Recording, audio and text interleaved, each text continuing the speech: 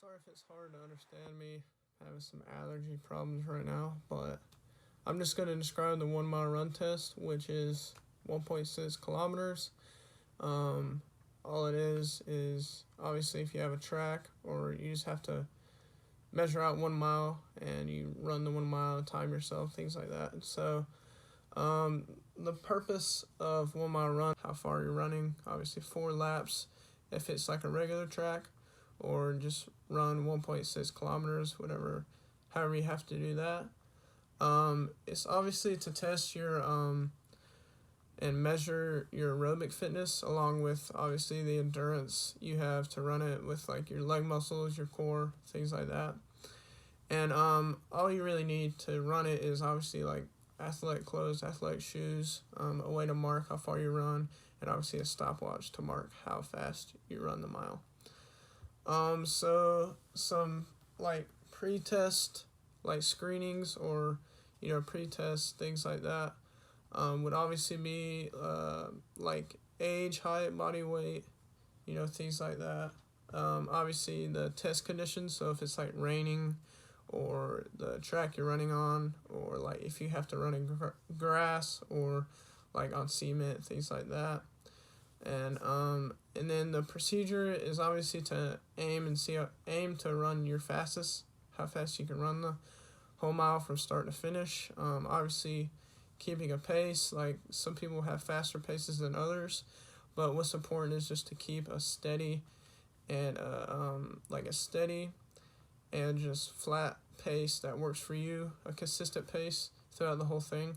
Because if you're having to go fast and slow, then obviously that's going to slow your time down. But if you can kind of meet in the middle and just have a steady pace, you're going to have a decent time for yourself, no matter who you are or how you're running it. Some pre-test protocols we'll be doing. Obviously, we'll be asking if there's any injuries you need to worry about, any problems breathing, any problems running, things like that. We'll also be doing like some age, height, body weight, things like that. We'll be talking, the condition of the track. We'll also talk about if the track is wet and things like that, some precautions to take if that's the case.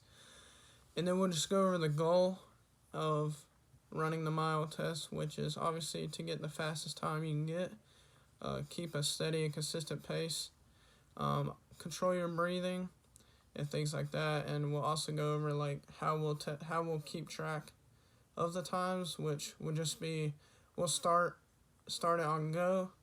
You run your 4 laps, and then right when you cross the finish line, keep your time. We'll tell you it. We'll mark it, and then we'll compare it to everybody else at the end. See who ran the fastest to the slowest, things like that.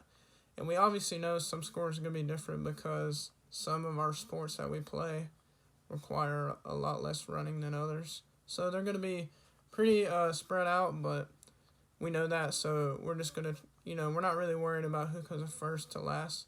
Just worry about your own time and how you do yourself, because you know your body, you know how good you're going to do. So things like that.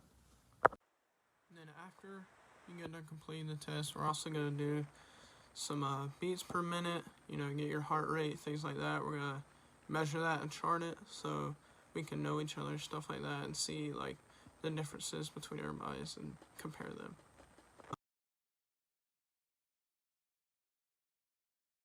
So now I'm going to just talk about the article review that I did. The test is pretty simple. It was just a test that a group of students did with 10 runners. And there we're just seeing if lighter weight runners compared to heavier weight runners ran faster.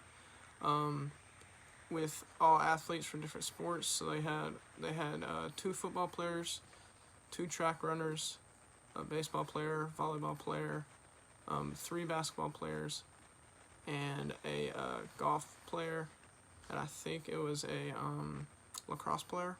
So from a variety of sports, they were just comparing to see which one ran the mile faster.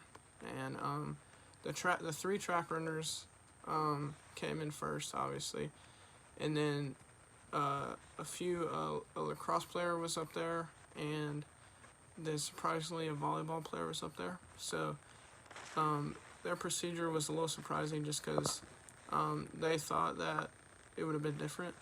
But yeah, that was pretty much the article. And then they measured to the times. They kept track of the paces that they were doing, and they were they noticed that the lighter weight runners kept a better pace, but the lacrosse player was a heavier weighted runner and ran it faster. But that was the only thing that was different with their test.